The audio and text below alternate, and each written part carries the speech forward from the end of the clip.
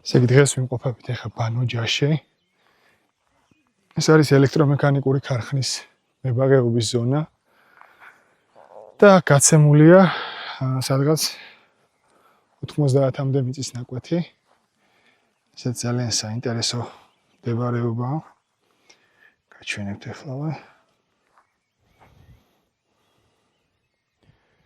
და რაც ყველაზე მეტად საინტერესოა არის ორ ნაწილად გაცემული.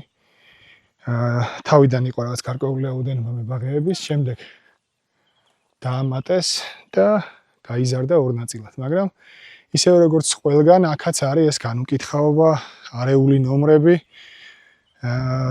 ტერიტორიას ვერ აგნებს ბევრი და არის შემდეგ ეს დაავადა კამათი, რომ აბა აქა ვარ, აბა იქა ვარ და რეესტრიც რო უყურებს ამ განუკითხაობას და აკვირდება ამ პროცესებს, სარგებლობს თვითონ მშვენივრად ამ ყველაფრით და იმის მაგივრად რომ ადამიანები გზაკვას დააყენოს და დაეხმაროს ამის მოძიებაში, პირიქით მომართულია რომ რაღაცნაირად ჩაჭრაზე იყოს ორიენტირებული და კიდევ უფრო მეტი ქაოსი შეიტანოს ამ ურთიერთობაში, მაგრამ წევრების საყურადღებოდ, ვისაც გეკუთვნათ აქ ნაკვეთები, იყავით ეს თავდაპირველი მესაკუთრეები თუ შემდეგ დამატებული, გეტყვით რომ აქ უფლების დამდგენი დოკუმენტები სრულად გვაქვს მოძიებული და ყველას ვინც ვერ აგნებს საკუთარ ნაკვეთს ან საბუთი არა აქვს და ასე უჭირს მტკიცება, ყველას დავეხმარებით რომ რეგისტრაცია შეძლებდა მოახერხონ ტერიტორიაზე.